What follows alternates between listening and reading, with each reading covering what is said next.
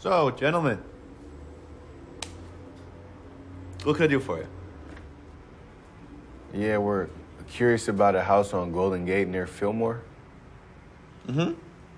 It's 959. It's gray. It's got the gold trim. Yep. With the witch hat. Yeah, exactly. I know exactly what we're talking about. That place is very special. I used to drive past that house on my way to school every day. What school did you go to? I went to St. Ignatius. You from here too? Yeah, third generation. I went to Reardon, actually. Really? Yeah, we used to play football all the time. You used to kill us at football. Yeah. I didn't want to say that, but That's awesome. Right on. But so it's for sale? I didn't hear about that. well, I'm not sure. It seems like the owner and her sister are fighting over it.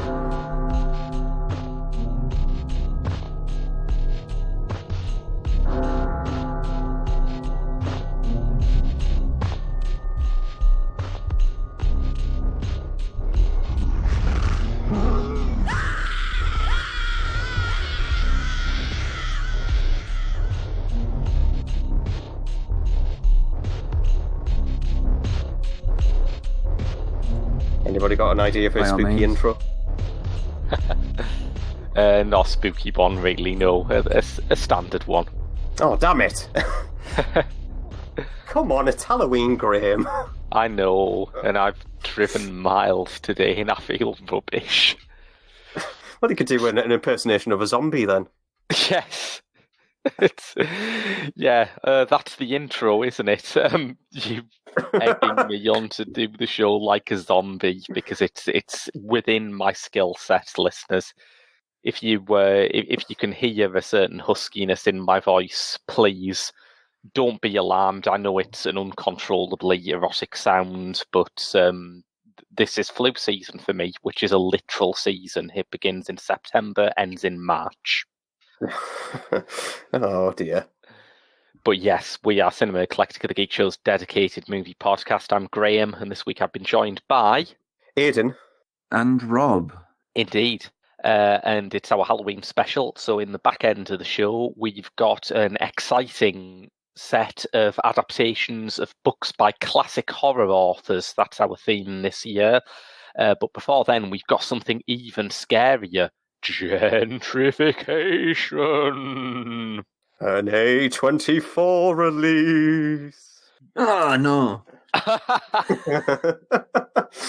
But crucially, not one of those A24 releases. In A24's canon, which divides neatly so far into horror movies and films about black people, no overlap whatsoever. This is in the latter category. It's The Last Black Man in San Francisco, the Kickstarter-funded feature directorial debut by Joe Talbot. Yes. If I was going to describe this in a word from the off, it would be Richard Linklater-esque. Yeah. Because it's not really got a story. It's about gentrification in San Francisco.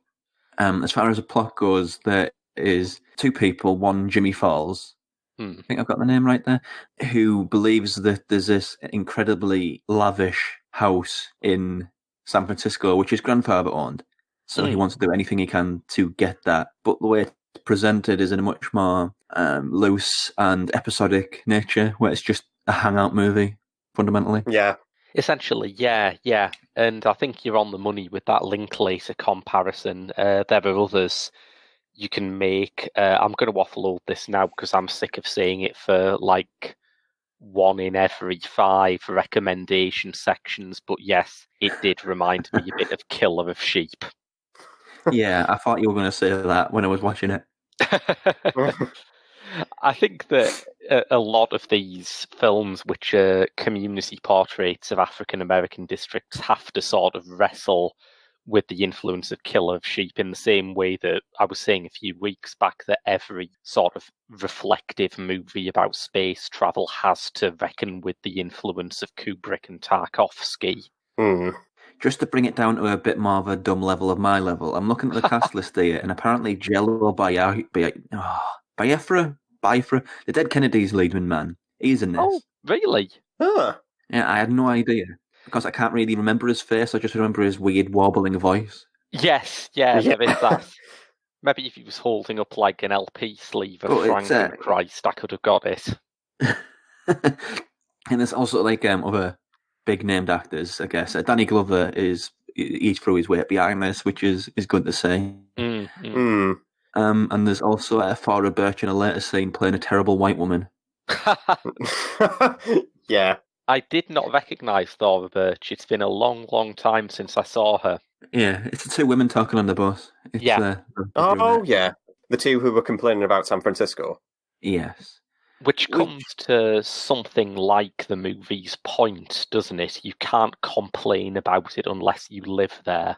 Yeah, you can't hate it unless you love it, which is kind of I understand what it means, but yeah. Generally speaking, I have a problem with hangout movies because they tend to be, I won't say badly shot, but the way that they're put together and the way that they're produced isn't really at the top of the priority. Yeah, it's all about sort of replicating some people's, some communities' reality. Which is why I don't like Linklater movies, because apparently everybody in his universe is a philosopher. But not getting on that one again. Yeah.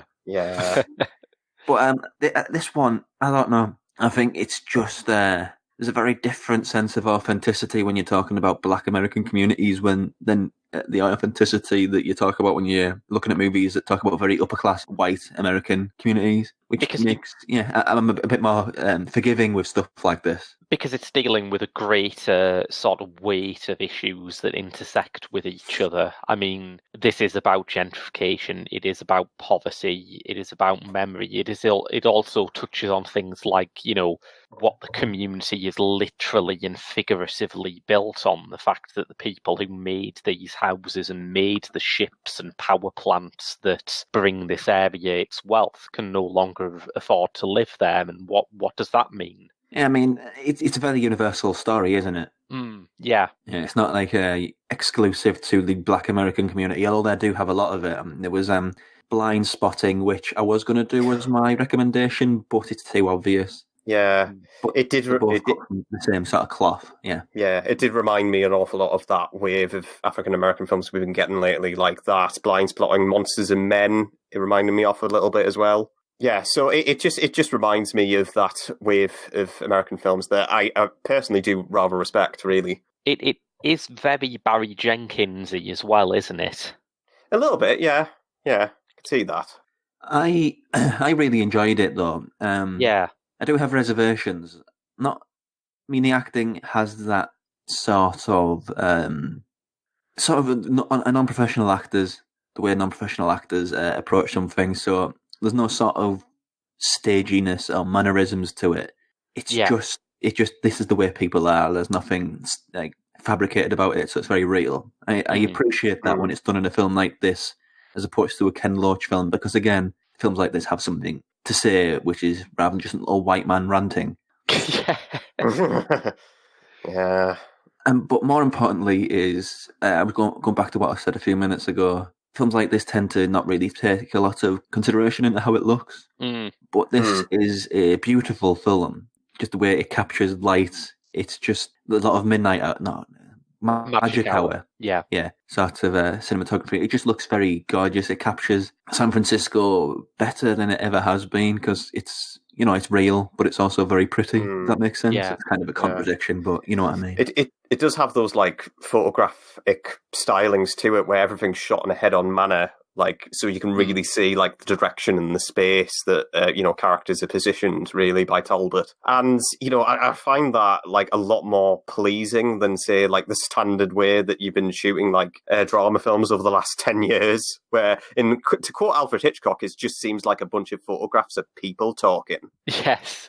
It goes back to that comparison Rob drew with Ken Loach. I mean, I saw the trailer for Ken Loach's newie. I think it's called Postal Delivery Workers Have It Tough, Yo. And it just doesn't look like a film. And I still cannot understand why you would go into these communities and say, we are going to make a dramatic movie about your life, and not beautify them, not make them into something that can sit proudly on a cinema screen next to, some film about rich people or something that's got a bigger budget. So I don't understand the impulse behind it. The thing that I do appreciate about that lot is, I don't know whether it's, we've talked about this before, Graham, but I don't know if it's came up on the show. Actually, yes, it was with Agnes Varda, wasn't it? Oh, yeah, yeah. In the sense of, it's effectively social realism, but Joe Talbot and Jimmy Falls, who the story is based on a true story of his background. Yeah. Yeah. You never forget this idea that even though things are hard, there's still a joy there, there's still like a zest for life, and like the scenes in which, I can't remember what's called, is it Jonathan Majors? I think it is. Yeah, playing Mont. His play, his writing, his performance pieces, and the little scenes that happen every now and again, in which is just the most incredible, I hate using this word, but banter, just the arguments and the things they call each other. It's just, yeah, they're not letting their circumstances dictate them. They're just being who they are, and they're being brilliantly funny with it, because some of those insults are amazing. They are, yeah. I mean, even like down to like the smaller moments, like when they first get their hands on the house for the first time, and they walk back, and then immediately just running screaming as they do it. I think it just perfectly shows that, if you're going to do like social realism, at least, yes, have a sense of the underlying problems, but at the same time contain characters that feel real rather than just misery. I have to admit that I felt a bit less invested in the characters than you guys. I think Jimmy Falls is cast as a character called Jimmy Falls, and you'd think, well, you can't screw that up. And he doesn't screw it up, but I did come out of it not feeling like I'd really got a look inside him, particularly when you compare it to something like Vagabond, which Rob mentioned, where Sandrine Bonnair's performance is so minimal and so closed off, but by the end you think you kind of know her.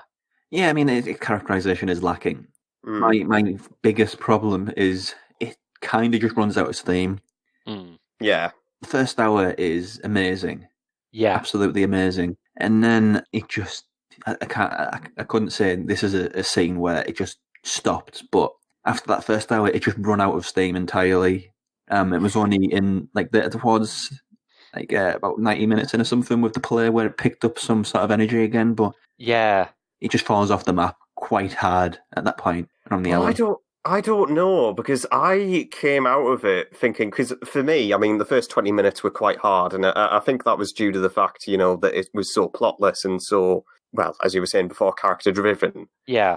But at the same time, I kind of came out of Last Black Man in San Francisco loving it, really. Right. Because, and it's a really hard one to describe because it is just so, well, maybe not wordless, but there's no, narrative arc to connect things all together. But I did feel as if there's just this overriding feeling of zealousness, really, with the project and with, what Talbot and what Jimmy Falls is, trying to do, really. Oh, yeah, it's definitely made with absolute conviction, and I admired that a lot. And I think when it's at its most sort of freewheeling and when it's just being a portrait of the neighbourhood and the weird people who live around there, it's kind of entrancing. I mean, there's that lovely bit, isn't there, partway through where Jimmy is beset by a local history tour. Oh, yeah, the guys on the segways. There's guys in fluorescent vests on segways who roll up and start giving this spiel about how this house dates back to the 19th century, which Jimmy knows is nonsense because his granddad built it. And he just sort of opens the window and has this sort of back and forth with them. And it does capture the tone of something that isn't surreal, but is plausibly the weirdest thing that could happen on a normal day. So yeah, I think it's interesting. I think there's a lot of promise there. Didn't quite hang together for me, but there were some lovely performances around the edges. Tachina Arnold as Wanda the Ant, I think is just really charming. I thought she was great. Who was the actor who played? I think it's the actor who plays. Is it Jimmy Falls' dad, with who uses pirated DVDs as a means to get by? Yeah, I've forgotten his name. I think I it's don't know that guy. Is it? That's just called James Senior, isn't he? I think so. Yeah, But no, I thought he was really good in this. Whoever you are, actor who I can't remember. Rob but Morgan, according to the cast listing I've got. yeah, I felt there was I felt with his character in particular and how he interacts with him over like the pirated DVDs, over like doing something that is like incredibly illegal. Yeah. And then just having a chat, like down to earth chat, before it just dismantles itself in front of like the pair of them, I thought was really quite something, really. Jimmy should have stopped him and said, "Look, you wouldn't steal a car." That reliably gets all DVD pirates to stop what they're doing, I've found. And then it'll just burst into the skit from IT Crowd, where... Yes, it will. But yeah, we're all feeling, to different degrees, positive then, I'd say. Yeah. I agree with that, yeah. Yeah, I would say so. It's got a pretty lovely score by Emile Masseri, which I think deserves mention. Oh, yeah. I think the first time that hits you, it's like these wailing trombones. Yeah. Like during, like, again, one of those magic hour shots of like the two skateboarding down the street. Mm. And it really does set its attitude firmly in place right away, doesn't it? I think that was the bit that I found most Barry Jenkins-ish, the way that Barry Jenkins' films, particularly if Beale Street Can Talk, just feel like they mesh with their score somehow. I want to say it almost feels like a music video for itself, but without the sort of glibness that might imply. Yeah. Do you think Jello Biafra was the guy who just started getting naked for no reason when they were skateboarding? He'll be in character. But it's a pleasant movie.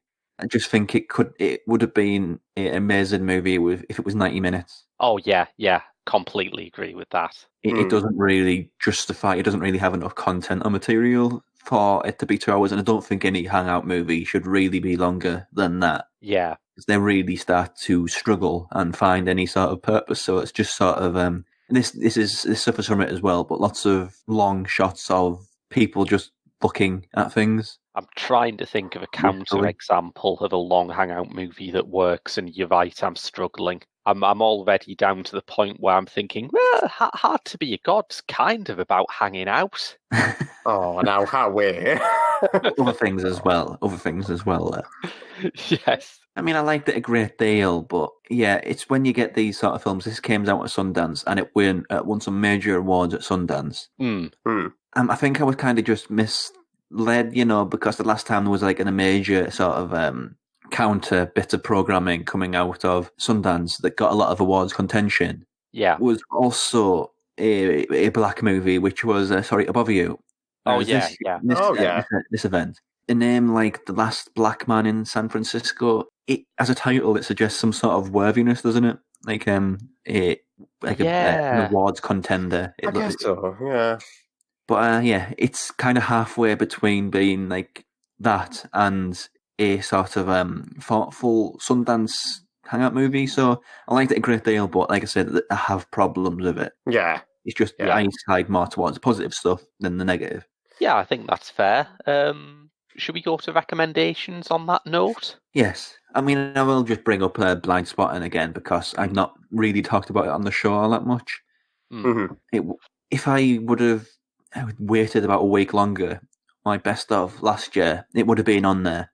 Yeah. That one is about somebody who's come out of a halfway house after being in jail for a while, and he's just sort of reacclimatizing to life in Auckland again. And it's about sort of a gentrification of Auckland, and it's wickedly funny, genuinely funny. And you can see that with a subscription anyway on Netflix, which is really good movie. I recommend that highly. And the other one would be Bleak Night, a Korean movie.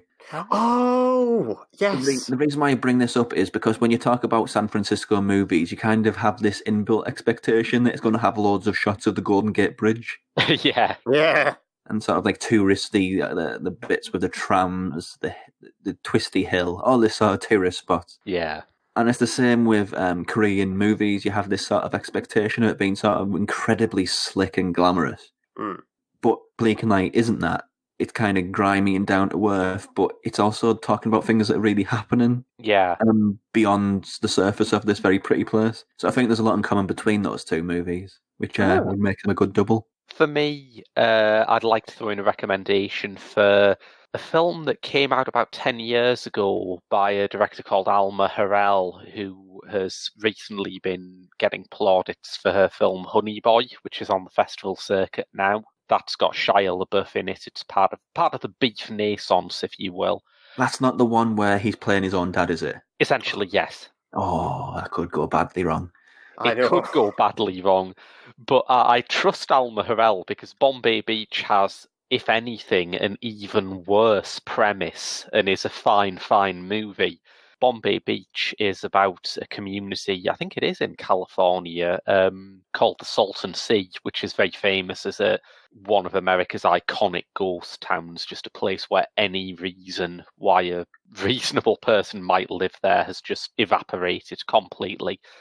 And it's about the people left behind in that, telling their stories, observing them, and also, and this is the bit where I'm going to have to ask you to stick with me a bit, doing interpretative dance routines based on their lives. Oh dear, right. And it's kind of great. That might bring me out in the vomit. If that was the wrong director, I'd just spend 90 minutes vomiting, so Yeah. it's hard to sell.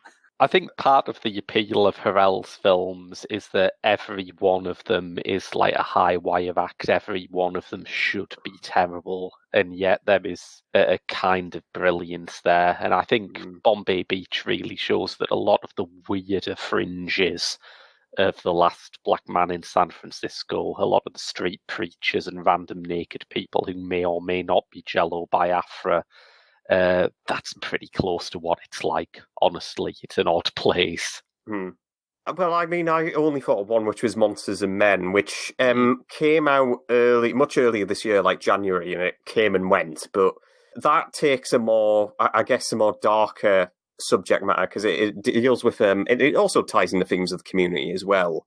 About this young boy who captures like a violent shooting. So an African American boy who captures a violent shooting on his mobile phone, and the effect that has on the community afterwards. So there's a police officer played by, and we were talking about Danny Glover being in The Last Black Man in San Francisco earlier. Yeah. Well, this one has John David Washington as the officer. Good.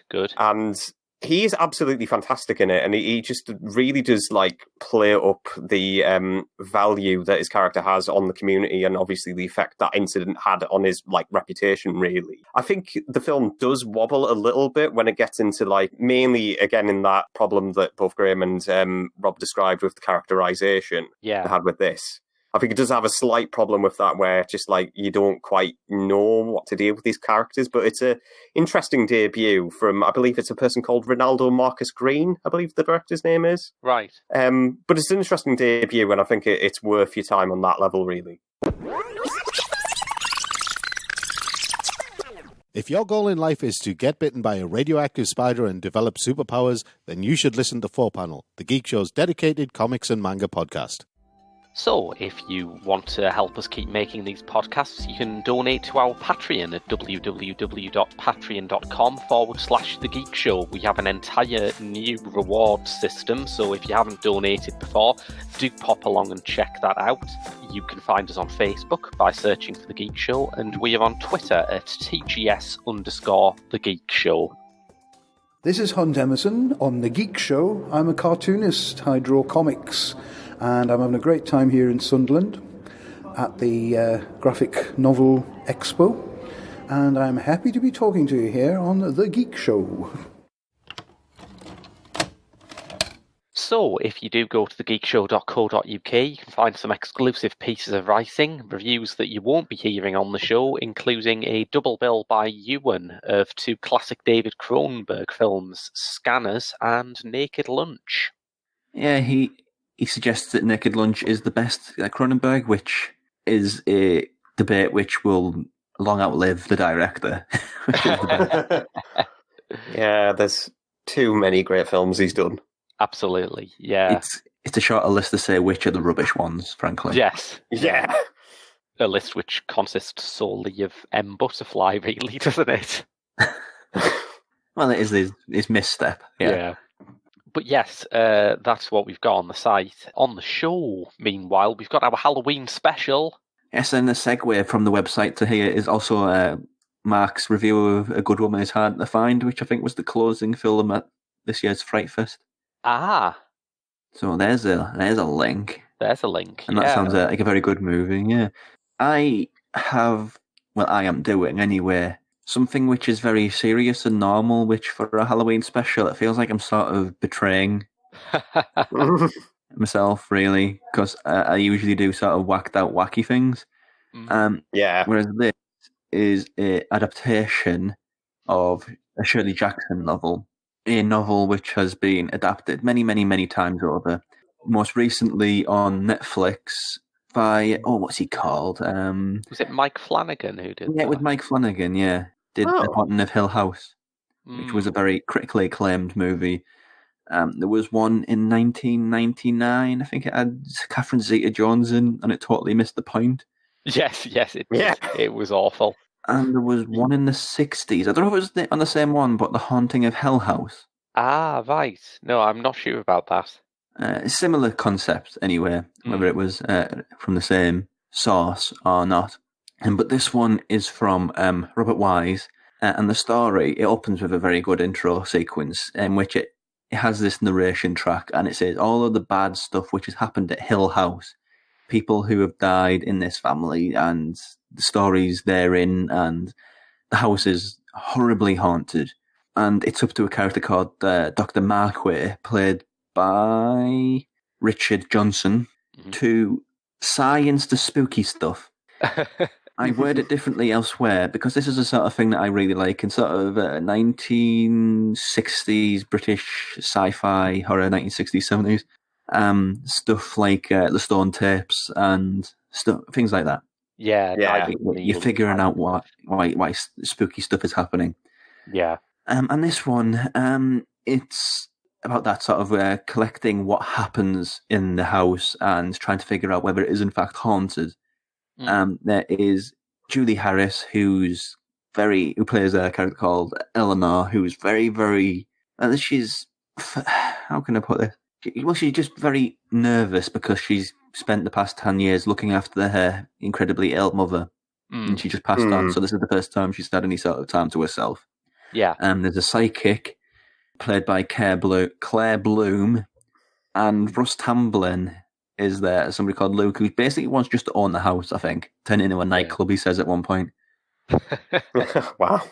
And what's remarkable about it is it's mostly just about the conversations and the interactions and the way these people are getting on in this house, which is weird. But when the scares do happen, it's so contrary to what we come to expect as a haunted house movie.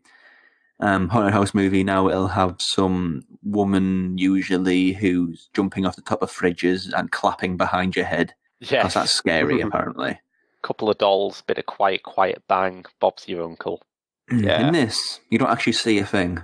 Like, not a thing. It's one of the, I don't know if it's the first, but as far as I can recall, it's one of the earliest examples of this type of thing. But the big scare sequence is Julie Harris and Claire Bloom are they're sharing a room because, it's spooky. And they just, massive bang, like unholy bang. And it just keeps on getting further and further and further and further away. And then it gets to this room where it's just pounding and pounding on the wall. There's like a further iteration of the scene where the wall and the door is literally bending under the pressure of whatever this thing is that's causing it. A thing that you never see. But at the end of the first iteration of this scene, there's something which is trying the door handle. And then the two men turn up and say nothing was happening, there was nothing there. Yeah. Which is sort of skin-crawling, uncanny stuff. There's another scene which is also very common in sort of ghost fiction, which is very rarely done as well, or better. A horrible nightmare sequence in which the line is at the end of it, whose hand was I holding? Ah, yeah. Because yeah. the person was at the opposite end of the room. So it has these ideas of, it's like a proto haunted house movie, but it's also one that really, really holds up incredibly well. It's not about the scares. The scares are just part of it. It's more about the fractured mental state of Julie Harris, how she's struggling to cope. And it's like the house is manipulating her, which again is another sort of idea of horror. The idea of not so much the house being full of ghosts, but the house itself being a presence, a physical thing in the world. The 80s had a great deal of joy out of that with, like, what was it called? The Amityville movies and Poltergeist and stuff like this.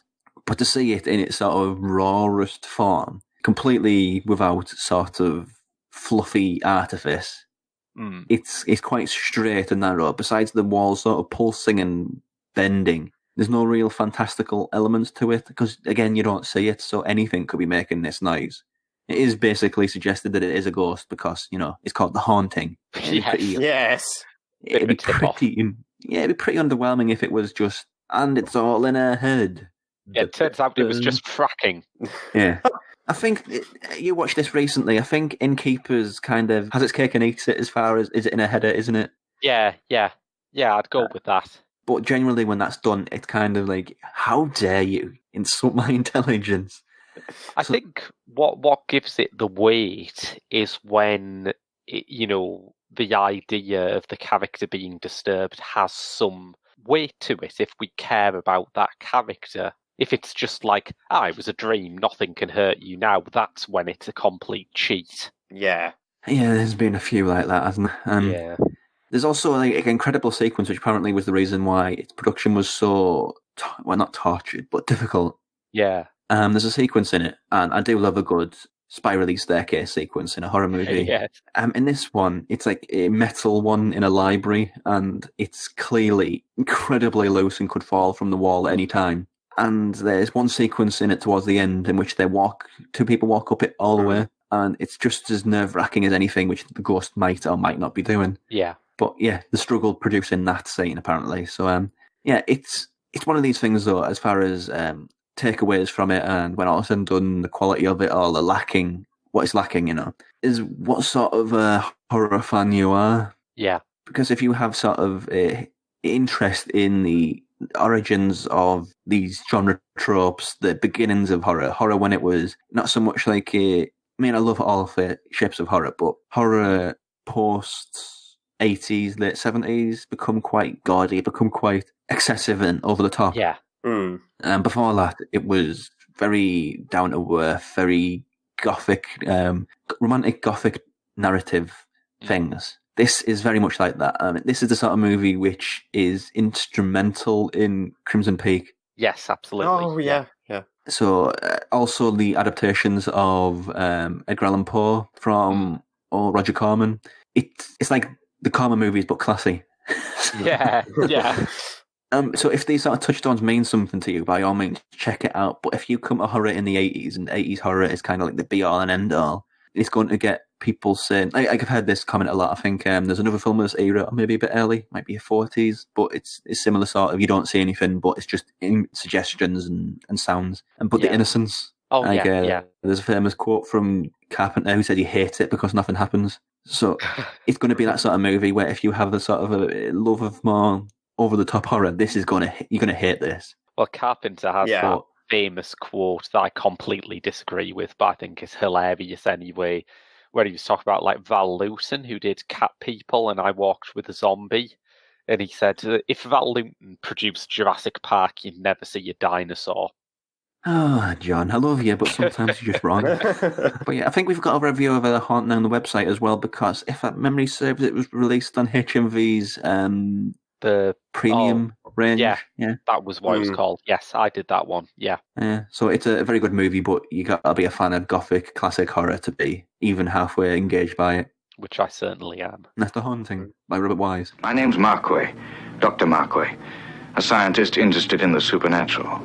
The unnatural, if you like. I came to Hill House to find the key to another world. Assisting me in this exploration of the unknown was Eleanor, Nell, who could look back into the past, and Theo, something of a witch who could see into the future. This is Luke, who didn't believe in anything, until evil, patient and waiting, made him change his mind. Stop it! God. God. Whose hand was I holding? Well, I think linking yours and mine, Rob, is going to be quite easy because my film also has Julie Harris in it. Oh, This is The Dark Half, directed by, and it would be fair to say, I guess, one of Cinema Eclectica's many spirit animals, George A. Romero. absolutely. Yeah. Yeah. So this is His glasses certainly are. but yes, this is adapted from a Stephen King book of the same name, and it starts off pretty well, I guess, disturbingly, because the character known as Fad Beaumont, great name there. Whoa. As a child, he is beginning to have like seizures and migraines, really. So the doctors are really quite worried that he has a tumour. So he gets sent to the hospital, but then they soon discover that that tumour actually is a growth with an eye in it. So they remove the skull, and there's just this weird-looking, awful tumour with an eye in it in the middle of his brain. So they remove it in a result, but as soon as they remove it, a bunch of swarms and swarms of sparrows begin to attack the city of, I think it's Pittsburgh that this one's set in. It's Romero, so it's got to be Pittsburgh. Yeah. Yeah, most of his stuff is in Pittsburgh, isn't and it? Yeah. eventually this event goes completely unprecedented with his parents, so they don't mention it to Fad at all. And then Fad grows up to be this quite accomplished writer in of himself, so a quite accomplished novelist who's played by Timothy Hutton. Now, Hutton is beginning to write pen novels under a pseudonym known as George Stark. And the pseudonym catches the attention of someone who wants to blackmail him, essentially, believing that, he wants to get a piece of the cake, as if it were to say. And eventually, what Fad's to do to just counteract this action is staging a publicity stunt where he kills off the George Stark pseudonym. Yeah. Now, the growth that I mentioned earlier grows up. It's a bit weird to say this because you really have to suspend your disbelief in order for this to work. Yeah. But the parasitic tumour grows up to be a twin brother. That's a glow up. Yeah, and this twin brother, again played by Hutton in a dual role, ends up being this southern drawl, greasy-haired killer who adopts the George Stark pseudonym, wants to set out his revenge on Fad, because, I guess it's something to do with, how they're interconnected, really, how he's, more like the evil twin, as if it were to say. So it's drawing a lot on classic, horror cliches in that light. Yeah. And then it just becomes, this, I guess, this power play between the two, because then George Stark begins killing off all the people who were involved in that publicity stunt. So the photographer, the person who designed the gravestone, the person who wrote the press release. And then eventually George Stark goes after the family, really. So, and really begins to threaten Fad's livelihood. And eventually the police catch on to this and believe Fad is the one who's behind all these gruesome killings, really. Yeah. So it's, I guess in that same Stephen King light, it's a bit, well, I would remember, that screenplay that Stephen King, that you reviewed on, Graham, was it Sleepwalkers? Boy, do I ever, yeah. I think one of the things with King is that even if, half of his stuff, don't make, a lick of sense to begin with, and then at the same time, there's still this pulsating seriousness that he still undertakes, some of his work. And I think The Dark Half does have that a lot, really, because it's very much like thriller half the time rather than a horror. So it's staged in open long corridors. There's actors giving very convicted performances about how they must or the case of the police officers must grow suspiciously of Fad's character, really. Yeah. And where that begins to shine is within those actors, because Timothy Hutton's having a hell of a lot of fun playing both the roles here. Because he's playing, obviously Fad's character is complete the opposite of what George Stark is. I mean, he's very nice going, a bit clumsy, long haired, so a typical classic writer of himself, really. And then we get into George Stark's character, who, as I was explaining before, is dressed in completely head to toe in black, has a southern drawl, is not seen too far from bottles of Jack Daniels and cigarettes. Right. And then he turns out to be this parasitic entity who wants to murder everyone horribly, really. who believes he's like separated from at birth from Fad, who I believe that's where his motivation stems from, even though it isn't exactly that crystal clear. Yeah. But it's still a hell of a lot of fun because of that, because you do get this sense of, like, you know, even if, like, suspension of disbelief is required, there's still, like, this pulsating horror underneath it all. The fact that this person is out to get you, really. Yeah. For reasons unknown, that is quite haunting.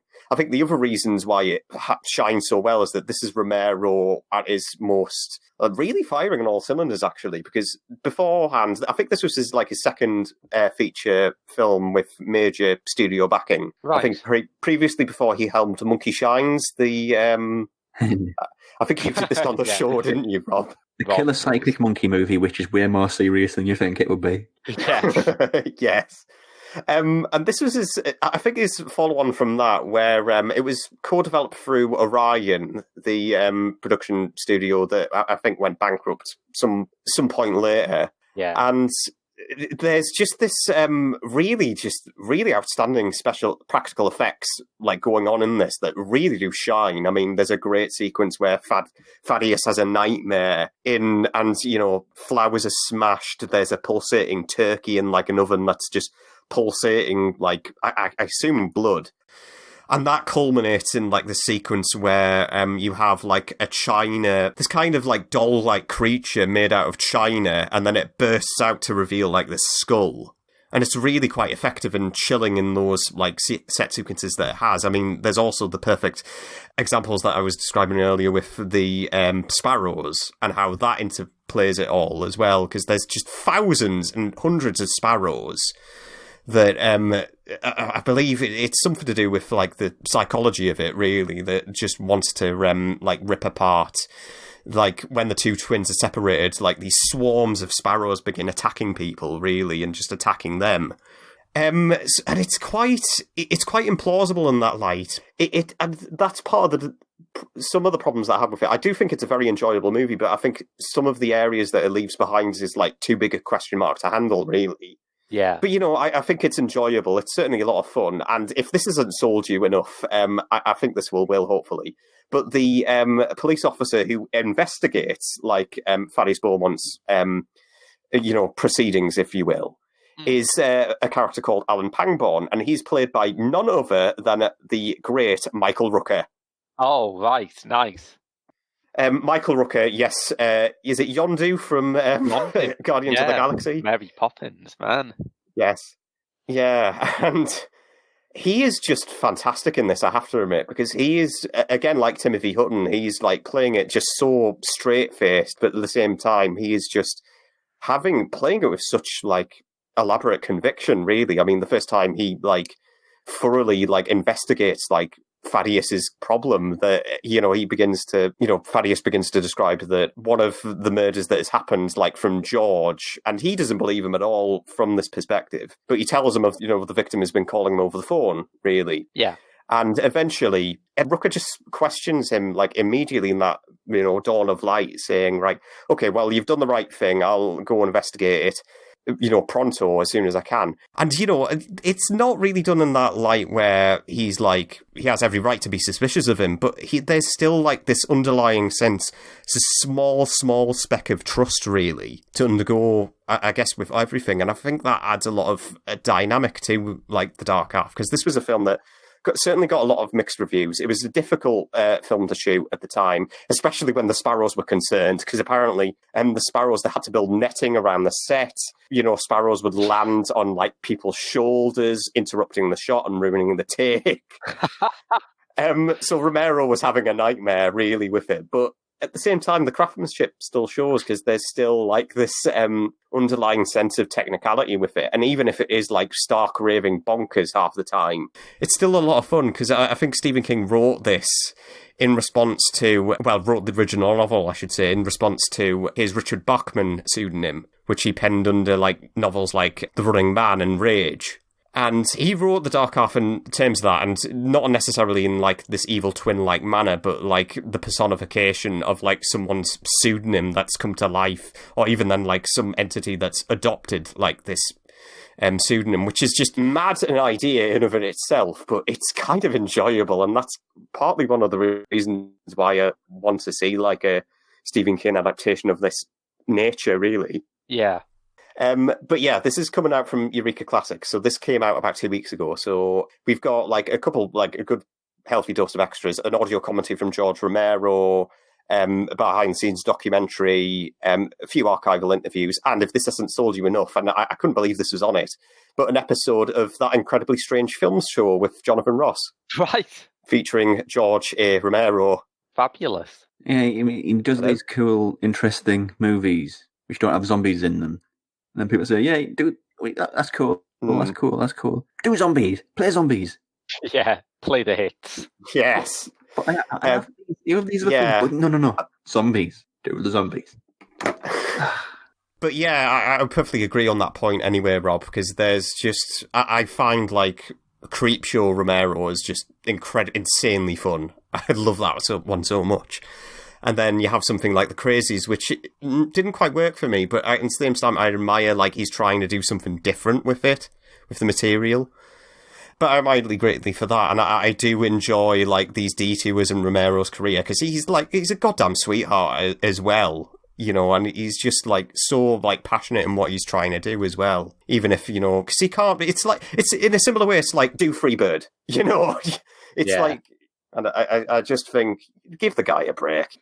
Your anecdote about never working with sparrows reminded me of a story I heard recently about the making of the Rex Harrison version of Dr. Dolittle from the 1960s, where production was significantly delayed because the parrot learned how to shout "cut."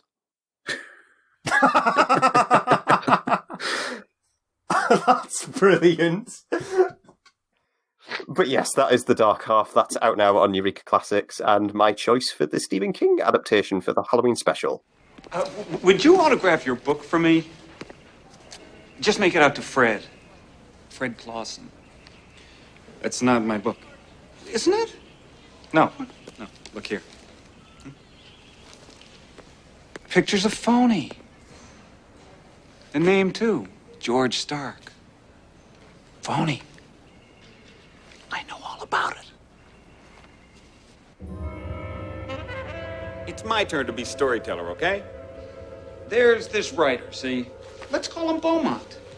He writes a couple of highbrow books about yuppies and faggots. The critics rave, but nobody buys. So, he changes his style. He starts writing about tits and tough guys. He dreams up this badass character. A machine. Yeah. Lexus machine. He calls himself George Stark. So yeah, closing off, I've got Sheridan Le Fanu. Now, Sheridan Le Fanu is not as well known a name as Shirley Jackson or Stephen King, perhaps, but he had a number of big claims to fame in horror writing. He was the first author outside of Romania and Transylvania to write about vampires. Not Bram Stoker, no, Sheridan Le Fanu got in there first. He also created the figure of the lesbian vampire in his novel Camilla, which is it's its own landmark. He, in the frame story for Camilla, he created the figure of the occult detective before H.P. Lovecraft was even born. He invented Uber. He didn't invent Uber, but it's the sort of thing that he totally could have done. So he didn't invent the taxi range? A system whereby people could commandeer horses and carriages, no. But he was that kind of guy.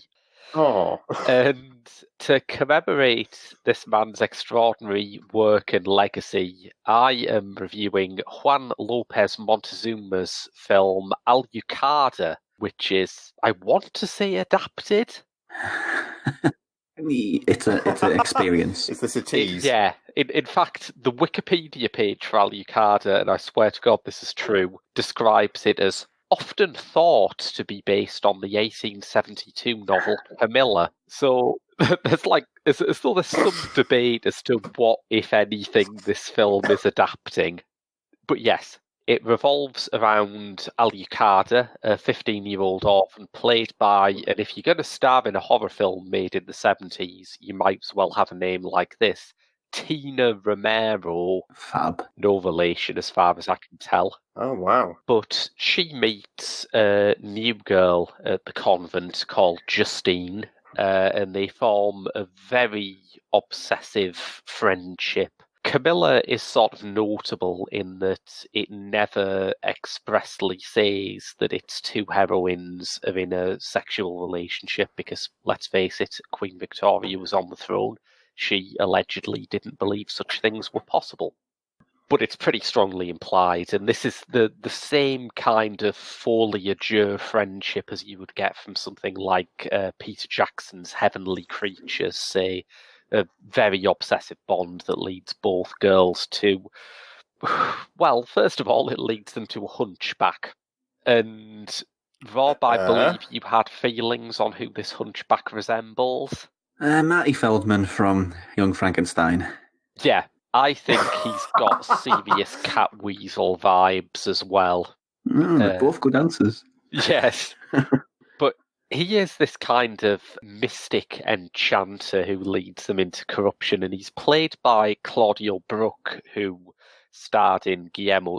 later star in Guillermo del Toro's debut film Kronos. He was also a regular in the films of Luis Buñuel, including my favourite Buñuel film, Viridiana, a film so good General Franco banned Buñuel from Spain after he made it.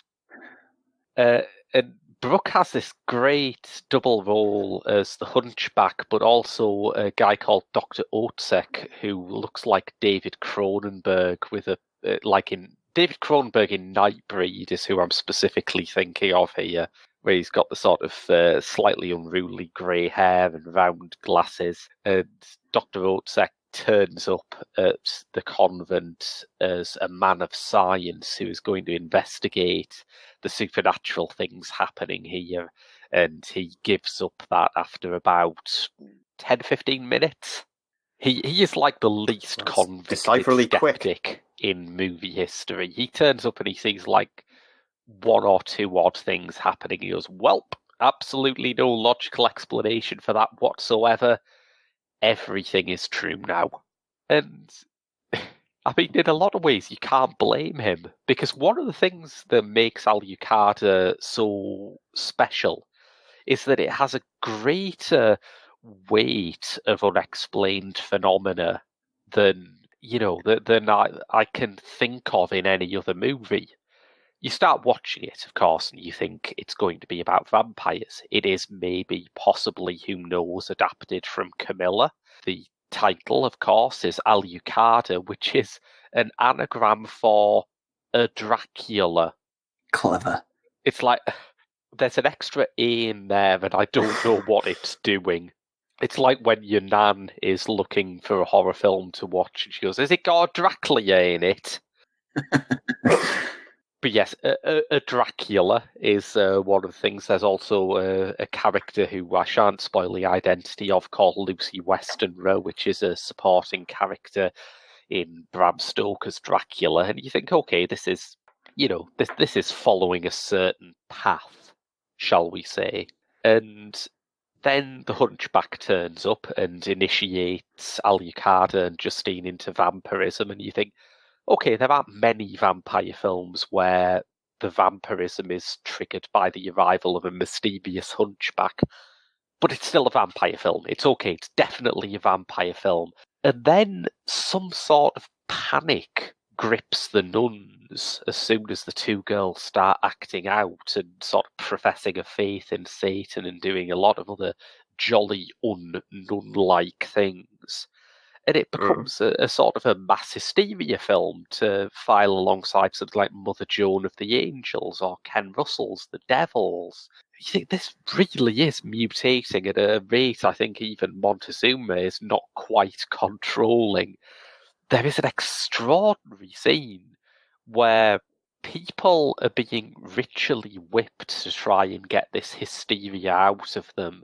And they are also They are being forced. This is the thing that astonished me. They are being forced to read aloud passages from a book about genuine historical instances of mass hysteria and possession in nunneries.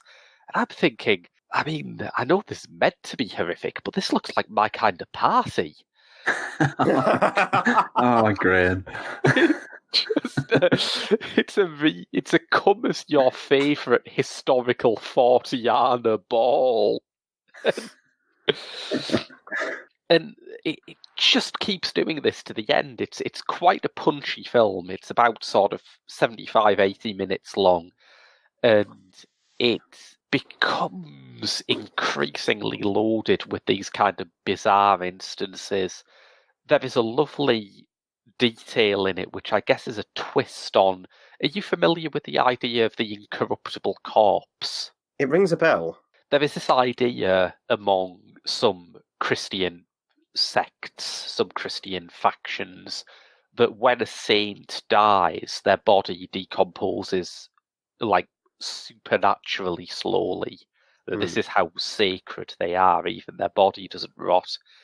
Alucarda rather brilliantly has the opposite version, where there is a character who is so evil that when she dies, her body is left alone for a couple of minutes, and when they turn back to it, it's this sort of mouldering skeleton, which is both really gross and really clever, which I think that's the sweet spot right there, right?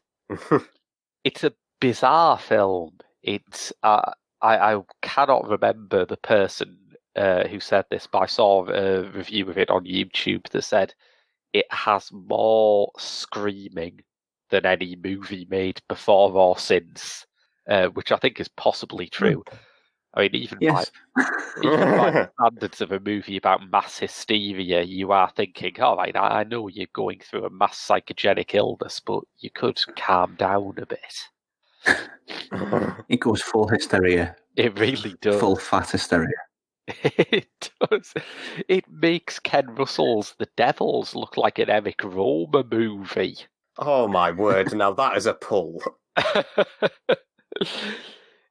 mean, it has its flaws. It's sort of roughly put together. I think the main issue it had for me is that the lighting is kind of flat. It has a sort of TV movie quality, which is ironic, as around this time, another of Le Fanu's stories was adapted into an actual TV movie, a very great TV movie, Leslie McGahey's British Christmas ghost story, Shalkan the Painter, which actually looks more like a film in a lot of ways than Alucarda, but I think once it gets up and running, you don't really care about that because the pace of it, the weight of ideas it has, the way that it keeps on finding new and inventive ways to gross you out is, sometimes you just have to take your hat off to a film's sheer determination to get as many exploitative elements in as possible.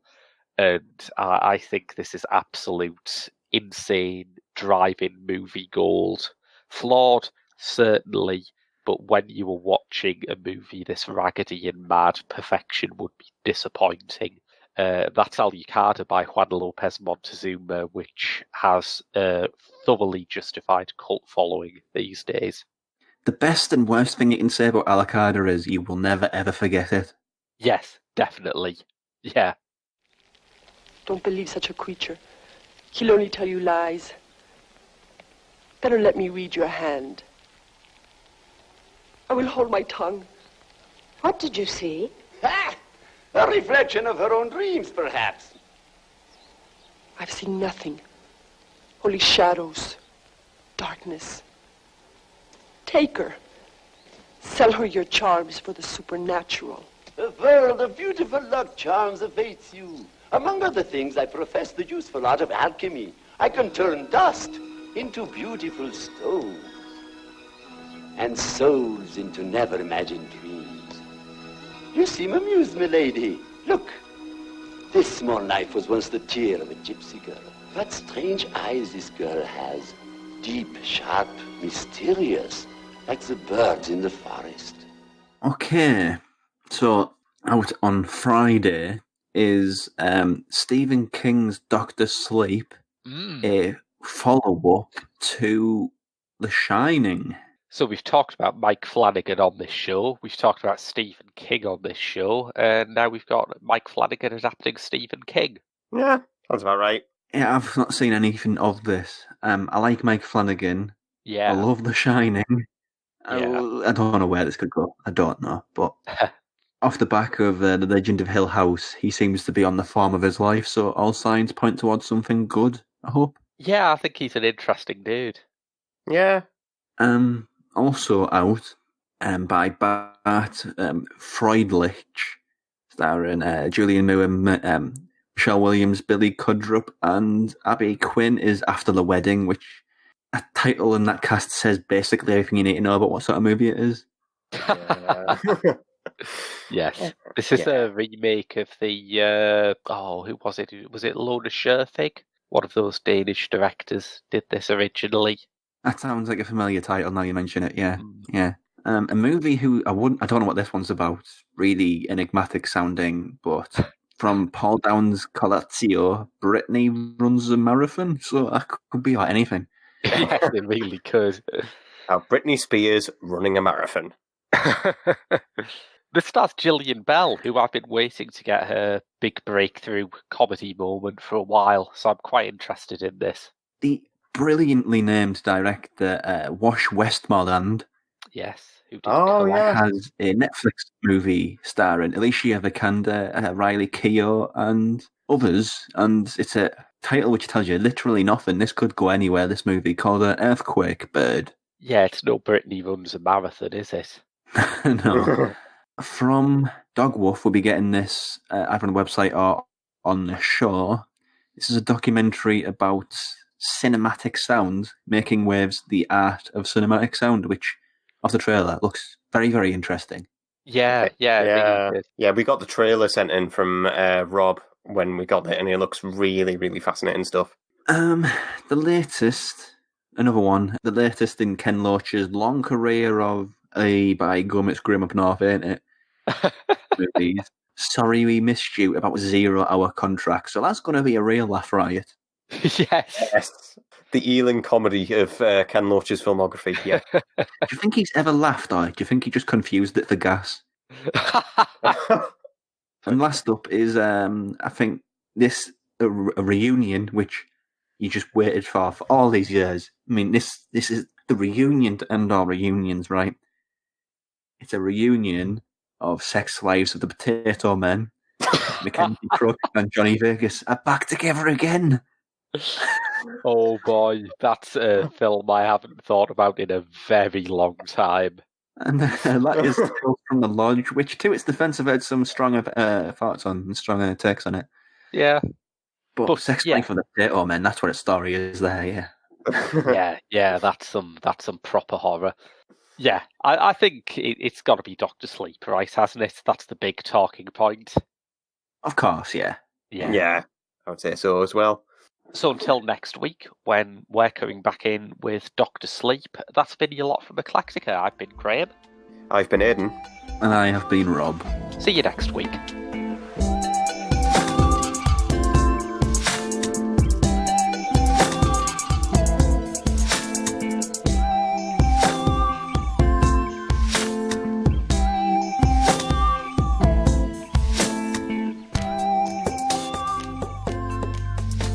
You're magic. Like me.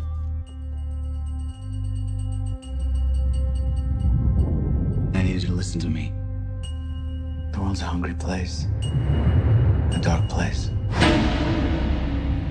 Hi there. I only met 2 or 3 people like us. They died. When I was a kid, I bumped into these things.